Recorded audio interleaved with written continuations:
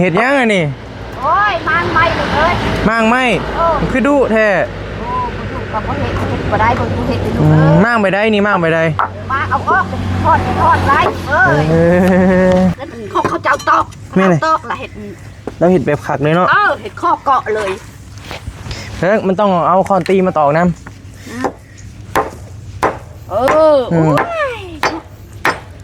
ไม่ไอ้ซิมุนเบิดหุ่นยากมันหนุกเลยเราว่าทาเห็ดนี่มาได้ปั๊บแต่ว่าเหงื่อไปพี่น้องเหงื่อย่อยเหงื่อของแท้เลยนี่พี่กับมืออื่นเนาะเริ่มไปซื้อเครื่องเนาะมืออื่นรัวมือฮื้อประมาณนี้แหละสิไปซื้อเล็กซื้อสั่งยังมาไหวให้แหละพอพี่น้องป้าเท่าเหงื่อห่อนร้ายก็ที่ว่าประมาณนี้ยังหลดดินบ่เห็นเลยบ่เห็นเลยถามคนหูจักกับว่าบ่ได้แก่ว่าช่วงนี้มันเป็นยามฝนเนาะช่วงนี้ก็ฝนตกคู่มือเลยนะมันก็หายากแน่พอพี่น้องหลดดินนะก็ยากเกือบอยู่อะไรฮ้อน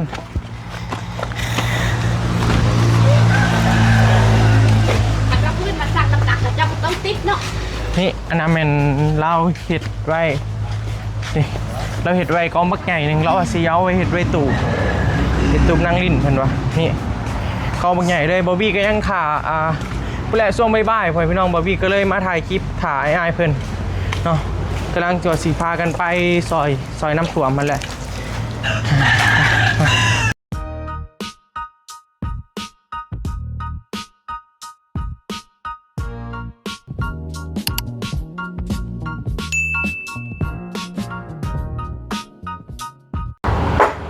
โอ้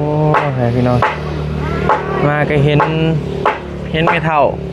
โอ้โหเพิ่นกำลังเห็ดยังอยู่เนาะพี่น้องเนาะเห็ดยังไงนี่โอ้ยมางไม่เลยมางไม่คือดุแท้โอ้ดุกับเห็ดบ่ได้บ่เห็ดดุมางไปได้นี่มางไปได้มาเอาออกเป็นทอดไรดุเนาะเจ้าเนาะเห็ดกับอะไรโอ้เด้อ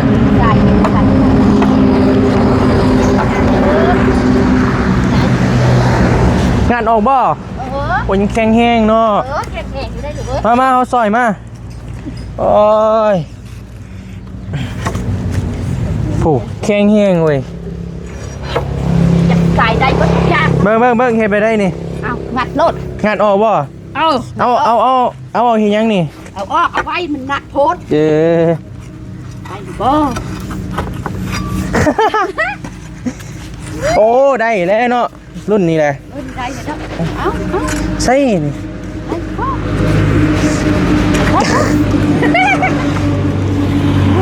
ว่ามันคือแข็งเถอะวะโอ้ยจะไม่ได้เลย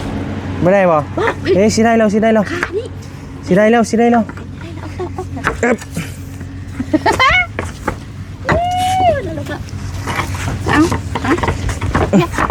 เพราะมันเขาเจ้าฟังเล็กตะปูใส่นะมันเลยออกเนี่ยออกยากแล้วมันเขาเจ้าตอก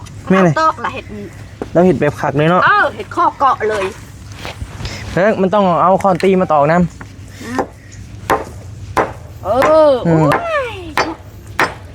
ไม่ไอ้ซิมุนเบิดหุ่นยากมันหนุกเลยเราว่าทาเห็ดนี่มาได้ยุ่ยข้อไก่ข้อไก่แล้วลูกเลยอันเด็กว้ายเรียบร้อยแหงอยู่ป้อเล็กตะปู1 2 3 4 5 ดอกโอ้เท่าตอกพี่ลึกดอกนี่10 ดอกกับพี่จัก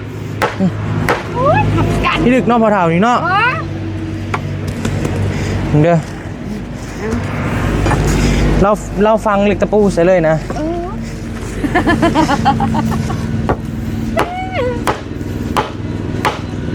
ใช่นี่เฮ้ยตัวขักลี่เราเห็ดนี่เนาะพี่ตอกเส้นทางนี้น้ำ2 ข้างตอก2 ข้างเลยเราเห็ด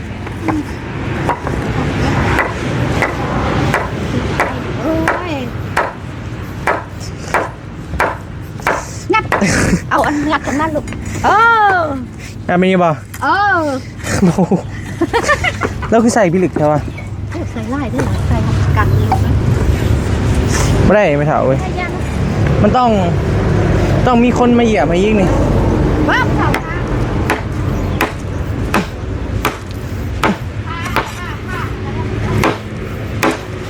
โอ้เราใส่เหล็กตะปูเป็น10 ดอกคอยพี่น้องโคตรว่าใส่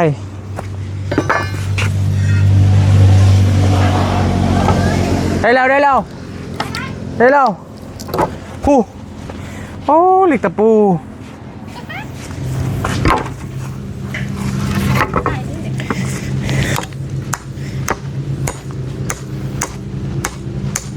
ทบได้บอลเหล็กตะปูนี่ถอดออกได้แล้วผ้าบอมากกันยะอย่ามันเดี๋ยวมันสีส่องแดงเอาบริมาหาเจ้าได้บริยานร้านเคยบมาหาบ่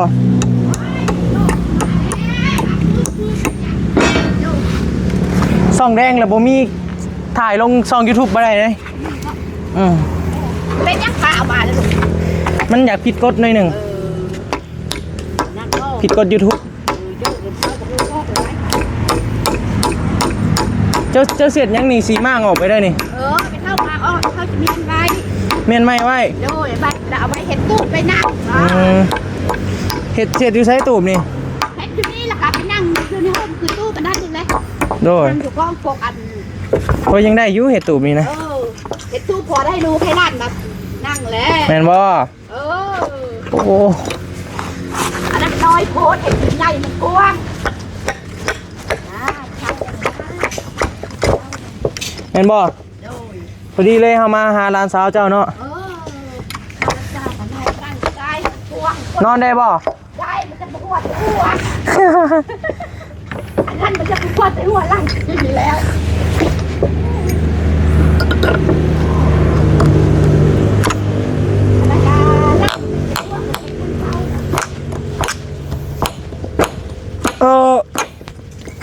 โอ้เล็กตะปูโคตรโพ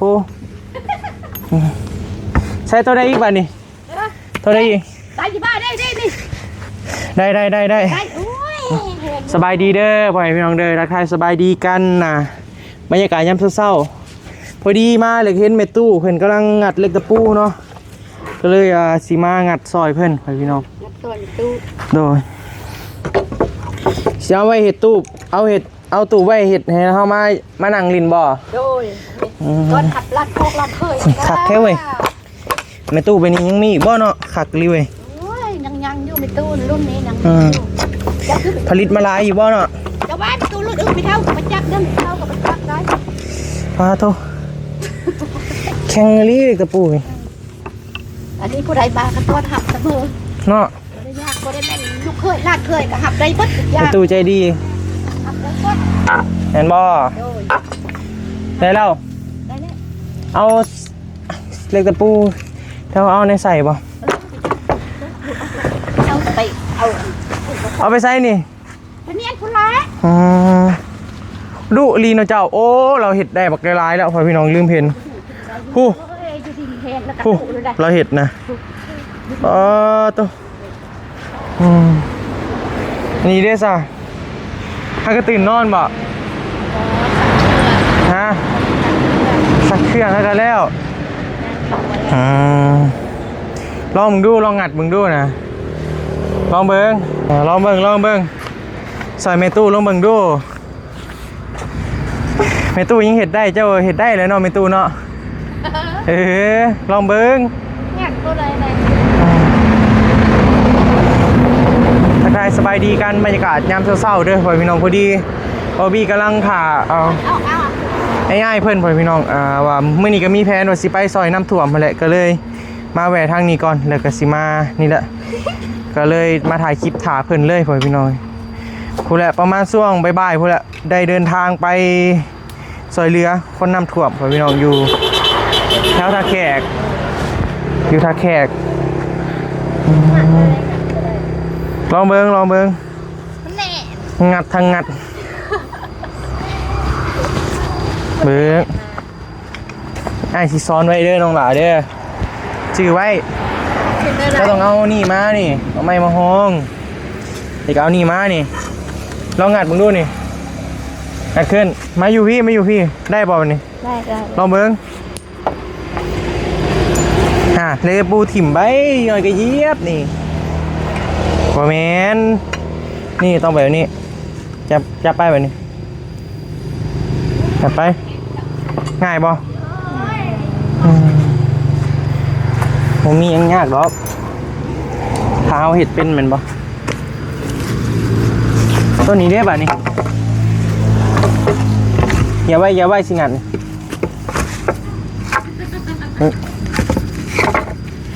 ไปดูจับไปเด้อ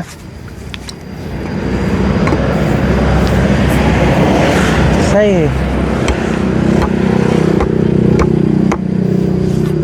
ปั๊บแต่ว่าตีมันอันน่ะออกได้เติบแล้ว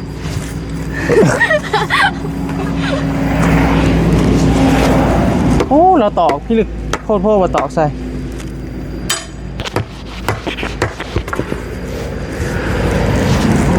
พนัดปันไดหน้าด่านนี่แต่ก็อยากลองเบิ่งไปพี่น้อย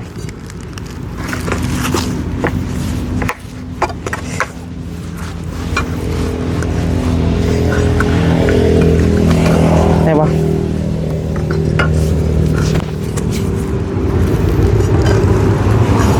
ใช่เลย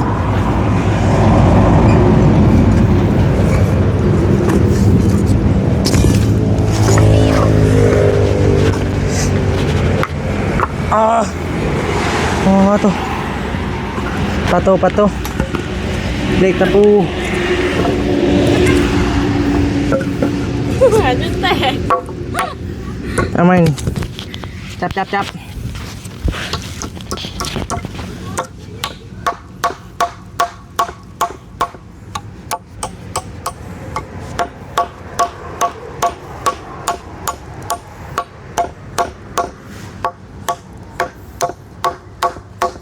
ใบเตยอยู่ใส่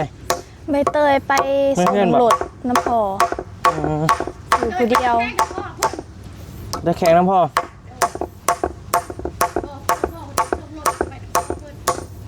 ปอเท่าอย่างเด้อลองงัดดูป่ะนี่มางัดนี่พอบ่ห้องก็ได้ตัวนี้งัดขึ้นเลยตีนนี่อย่าไว้งานแห้งๆเข้ามาใกล้ๆเลยงัดเลยป่ะนี่1 2 3 โอ้ยเอ้ เดี๋ ย ยวมันกับบริเนี่ยเอาเลยนี่ ตีนนี่หยับนี่ไว้ก่อนนี่สันละวะตัวนี้ป่ะนี่อย่าไว้ตีนเหยียบนี่ก่อนยากป่ะปลอดสารพิษแล้วตัวนี้ตัวนี้ไปนี่ตัวนี้ก็ได้แล้วโอ้ยังข้างหนาเว้ยอ๋อเล็กตะปูข้าเจ้าคือตอกเล็กตะปูใส่แบบลายแบบนี้เนาะ โมโห ตอกใส่ปากแกลาย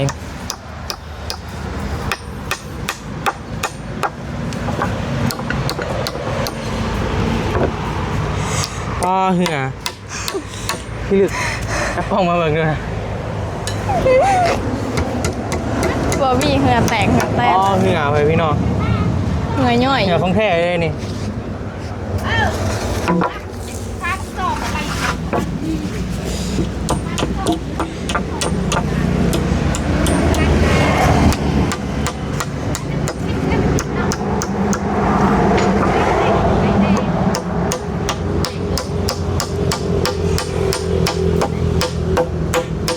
งัดคะแนนแบบนี้ต้องเอาไม้มาห้องก่อนนี่เอาไม้งัดขึ้นเลย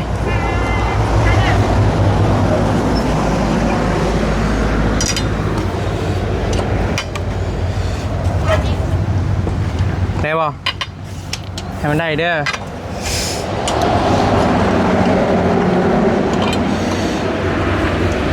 มันเงิงนะ แต่ว่าพอโตไปพี่น้องนี่ไงมันห้อน เบิ่ง เห็ดลูก โอ้ยสำนีก็บ่เป็นเนาะนี่เช็ดให้เบิ่ง ข่อยหรือว่าแห้งเนาะ ไข่กับบ่แห้งคือกันแต่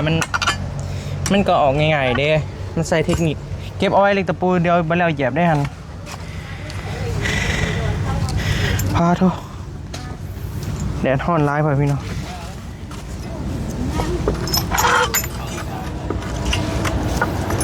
ใกล้สิแล้วนั่นแหละอันนี้ก็ยังเหลืออีกอัน1 2อันพ่อพี่น้องเพราะว่าแม่ตู้เพิ่นเฮ็ดโอ้เบิดหลายๆแล้วโบมาเก็บเอาเล็กตะปูไว้ไปเดี๋ยวซ้อมเมื่อยก่อน พอแล้ว ร้อนแดดไม่เอาเขาไว้นี่ก่อนไม่แล้วเอาจึงเห็ดอีกก็ได้มันแดดแห้งตอนนี้มันยังแดดแห้ง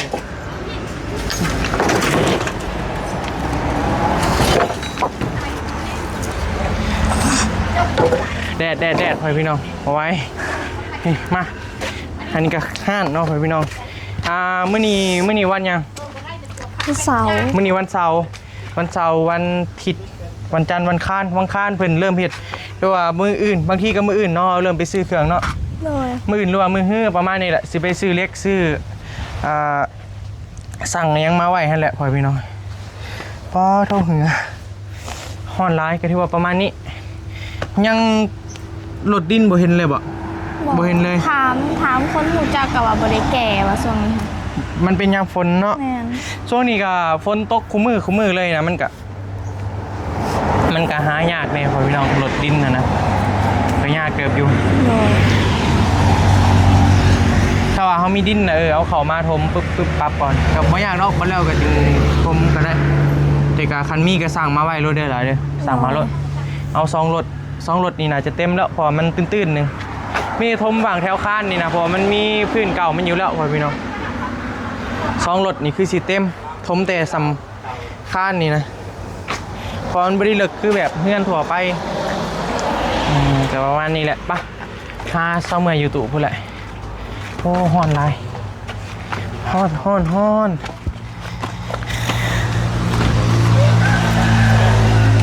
มันก็พื้นมันสั่งหนักๆแต่จะต้องติดเนาะ นี่อันนั้นแม่นเราเฮ็ดไว้นี่เราเฮ็ดไว้กองบักใหญ่นึงเราเอาสิเอาไว้เฮ็ดไว้ตู่นั่งลิ้นเพิ่นว่านี่กองบักใหญ่เลยบอบบี้ก็ยังถ่าผู้แลช่วงบ่ายๆพ่อพี่น้องบอบบี้ก็เลยมาถ่ายคลิปถ่าอ้ายเพิ่นเนาะกำลังจวดสีพากันไปซอยน้ำท่วมมันแหละมื้อนี้ก็นี่แหละยังบ่มีใครมาไปได้เมื่อยบ่พอแท้วันนี้สำนีเมื่อยเลยบ่กินน้ำมันยังซะ กินซื่อๆมาได้ เมื่อยแล้วเนาะต้องเมื่อยได้จึงกินน้ำก็โอ้เมื่อยไรเต๋อพี่น้องมันเป็นพอดีแบบช่วงกำลังมันกำลังแบบแดดออกมาเลยเอาไปเห็ดนะมันต้องยามมือแรงเลยได้อยู่ยามมือแรงก็ถือว่าประมาณนี้เดี๋ยวมื้อนี้ก็ไปอาจจะไปซอยน้ำท่วมอาจจะไปมื้อนี้เลยกันอาจจะหยุดบริวารได้ก็ถ่าเบิ่งอีกวันหนึ่งเนาะพี่น้องแต่ว่ามื้อนี้ถ่าง่ายเป็นไปสิไปแถวท่าแขกหรือว่าแถวควอเซ่เดี๋ยวสิไปบ่ฮะ หายไปกับไป อ้าวบ่ได้ขึ้นกับอ้ายได้ขึ้นกับตัวเจ้าเองอ่ะแหละ ก็อยากไปอยู่ อยากไปอยู่แม่แส่ไปบ่ ถามแม่ก่อน ที่เพิ่นให้อยู่นำแม่ตู้เด้พอแม่ไปเวียกแล้วอ่ะ บอกแม่ แม่อยู่งานบ่ แม่ไป แต่ หา ว่า หน่อ ค่ำ ไม้ ได้มาใบเตยก็บ่อยู่อีกบาดนี้ แม่ มื้อนี้มันบ่เบลนี่ก็ไปเอาคันมีเดี๋ยวแต่แม่ตู้กับน้ำคิงเนาะอยู่เนาะ แล้วกันนะสาวแหละ แล้วสาวพักเบี้ยวบ่ บอกเราโอตีบอกมาแรง ก็บ่ฮู้ ไปถามเราเบิ่งแต่อ้ายก็ยังบ่ฮู้ว่าอ้ายสิขี่รถไปนำไผถ้าเบิ่งก่อนไอ้ต้าบ่หรือว่าแนวใดนี่แหละพ่อพี่น้องหรือว่าไผก็จังหวะกันอีกบัดนึงแต่บ่ฮู้ว่าทีมงานเฮาสิไปหลายคือมื้อวานนี่บ่มื้อวานนี่ก็โอ้หลายแฮงเลยก็ไปก็พักได้ก็เป็นเปลี่ยนบรรยากาศอยู่เฮือนหลายก็โศกเศร้าเนาะแม่นบ่ฉันคือสีเจ้ามักสีได้ล่ะบ่ว่าเจ้าสีบัว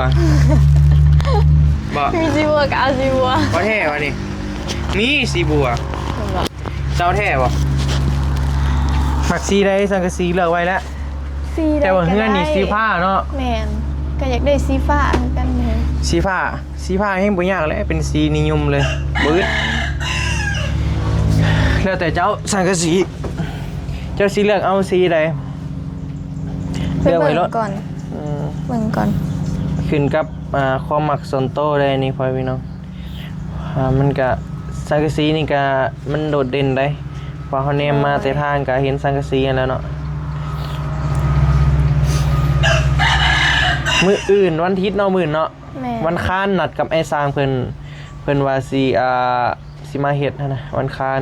เฮาก็ต้องได้สแตนด์บายเครื่องไว้เต็มมื้ออื่นมื้อฮือ2มื้อต่อมาแม่นเพิ่นจวดเลยไปพี่น้องเดี๋ยวคะแนนเจ้าบ่ได้ไปก็คันว่าสร้างมาก็ให้เราจดรายการเด้อซื้อเล็กหยังนั่นแหละ โดย ซื้อหยังแน่ให้เราจดรายการมาเตรียมไว้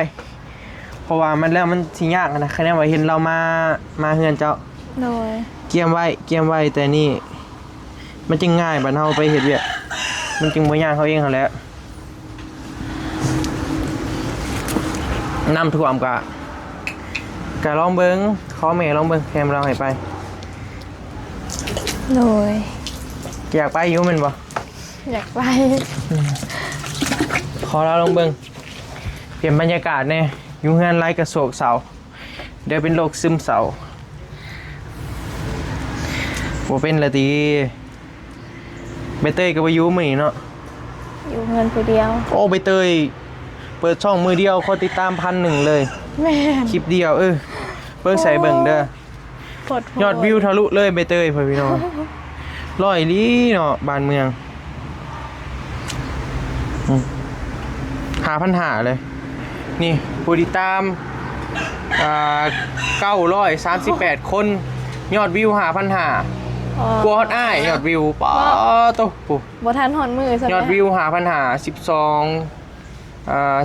ชั่วโมงพ่อพี่น้องจำนวนคนกดไลค์773 โอ้ คนคอมเมนต์23โอ้ FC ไลค์ใบเตยโอ้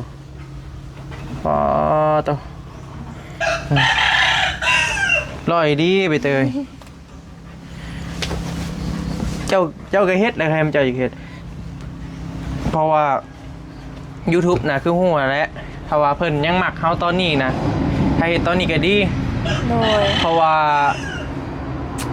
อันนี้ก็เป็นโอกาสหนึ่งได้คันว่าสนใจอยากเฮ็ดมันเพื่อสิผ่านกฎหาโอ้บางคนน่ะรายเดือนรายปีก็มีบางคนแบบเพื่อแบบอันนั้นนะแต่ว่าพวกเจ้าอยู่ในนี่เลยอะตอนนี้กำลังแบบเพิ่นกำลังหมักหักในโต๊ะเฮาอะแหละคันเฮ็ดตอนนี้ก็ทันคือใบเตยแหละผู้ติดตามนี่ผ่านแล้ว 1,000 คนนี่ยังเหลือแต่สมูงนี่ 4,000 สมูงก็ผ่านถือว่าสร้างรายได้ได้แล้ว ต่อไปก็คอพินเฮ็ดเอเซนนั่นนี่แหละเห็นบอกมือเดียวนี่ผ่านเลยผู้ติดตาม มือเดียวคลิปเดียวนี่ร้อยลี่วะ ฟ้าวเฮ็ดรถใครเจ้าอยากเฮ็ดอยู่วะกับใบเตยก็ถ่ายได้เจ้าแหละแม่นบ่ แม่นถ่ายนำได้อยู่แต่ว่าเรื่องหมักกับบ่ปานใดหั่นนะ คันบ่มักก็บ่เฮ็ดนะ อันนี้มันต้องขึ้นกับมักน้ำ โดย ถ้ามักแล้วจึงเฮ็ดได้เพอเฮาไม่ยังที่ว่าเฮาบ่มักแล้วเฮาไปฟื้นเลยมันบ่มีความสุข โดย เฮาต้องเฮ็ดในสิ่งที่ว่าเฮาฮักเฮาจึงอยากเฮ็ดมันเรื่อยๆนั่นแหละถ้าเฮาไปฟื้นน่ะคือโหแล้วฟื้นน่ะมันบ่ได้นะมันบ่แม่นแนวมัน โดย ต้องมักอีหลีจึงเฮ็ดได้แต่ว่าถ่ายแบบซุมเจ้าถ่ายง่ายอยู่แต่มีแต่ในเฮือนบ่ได้ไปนั่นไปนี่นะเฮ็ดของอยู่ของกินก็ถ่ายสินะแบบบ่ได้ไปประจนภัยคือพวกอ้ายคือพวกอ้ายไปบัดโอ้เบิ่งแหน่ประจนภัยอยู่ได้บางบ่อนก็เสี่ยงเติบอยู่เฮ็ดโลดคันว่าอยากเฮ็ดเด้อคันว่าบ่มักก็บ่เฮ็ดนะแล้วแต่เจ้าว่าได้หมดคือว่ามาแหวหาหวานใจก่อนพ่อพี่น้องมาขอกำลังใจก่อนสิเดินทางกันเนาะตอนนี้ก็เวลา 10 โมงครึ่งพี่น้อง10 โมงครึ่งน่าจะเดินทางขบวนน่าจะขับเคลื่อนออกไปกับประมาณช่วงบ่ายๆแหละคือว่านี่แหละเพราะว่าไอ้เพิ่นนอนดึกเพิ่นก็ตื่นสวยหน่อยนึงเพราะว่ามาแต่มื้อวานนี่ก็เมื่อยเด้เมื่อยหลายเติบอยู่เดินทางก็ไกลเติบอยู่มื้อนี้ก็พูดละแถวทักแขกแถวยังพูดละพี่น้องแล้วจังว่ากันแนวใดบ่ BC อัปเดตดอกจังได๋ก็ฝากช่องให้แน่ฝากช่องนี้แหละสิลองช่องใหญ่ก่อนบ่ได้ลงคลิปรายมื้อเลยฝากดูฝากปาลุงเบิ่งให้แน่ไว้สิ่งใดก็ฝากติดตามบาวี่หน่อยเด้อพี่น้องเด้อเรา เราเบิดกำลังใจเลยจังได๋ก็เป็นกำลังใจให้บาวี่หน่อยเด้อพี่น้องเด้อ เราเบิดกำลังใจบ่เบิดดอกกำลังใจนะขอแต่บ่อยากลงไลน์ซื่อๆช่องนี้พ่อพี่น้องเพราะว่าเป็นกำลังตรวจสอบอยู่บ่ฮู้ว่าสิเป็นอะไรแต่ก็ยังปกติอยู่สภาพการรายงานตอนนี้ก็ยังปกติอนาคตก็บ่ฮู้บ่ได้ลงคลิป2มื้อเลยเด้2นี้ลงแต่2น้อยจะไลฟ์บาวบี้จะเคลื่อนไว้2นี้เด้อพ่อพี่น้องนี่ใส่เบิ่งนี่บาวบี้จะเคลื่อนไว้บาวบี้เซนูเด้อพ่อพี่น้องเป็นหลัก2นี้ในระยะนี้นะเพราะว่า2ใหญ่ตอนนี้กำลังเพิ่นกำลังตรวจสอบอยู่อันนี้ก็จะลงคลิป2ใหญ่แต่ก็เบิ่งก่อนพ่อพี่น้องว่าสิเป็นอะไรสิปิดการมองเห็นคือเก่าบ่หรือว่าเพิ่นเปิดให้แล้วคลิปนี้ก็ฮู้เรื่องแล้วโอเคไปเลยจังว่ากันเนาะเจ้าสิไปเห็นยังก็ได้สักเครื่องสั่งให้ข่อยหน่อยเด้อมีอยู่เครื่องเบิ่งบ่หยอกเอาแค่สักกับซักจะเป็นหยังสักกะลีบ่แหละมีอยู่บ็อกเซอร์ว่าหยอกพ่อพี่น้องเลยเฮ้ยก็ดีแล้วไปสักเครื่องซะเด้อหลายเด้อแต่พูดแหละคือว่าพัดชัยว่าสิส่วนไปบึงดินบ่แม่นจังว่ากันอีกบ้านนึงพ่อพี่น้องบ่ฮู้ว่าสิได้ไปบึงบ่แต่ว่าบอบบี้หามาถ่ายอยู่นี่ถ่ายอ้ายเพิ่นนั่นแหละเตรียมที่จะเดินทางไป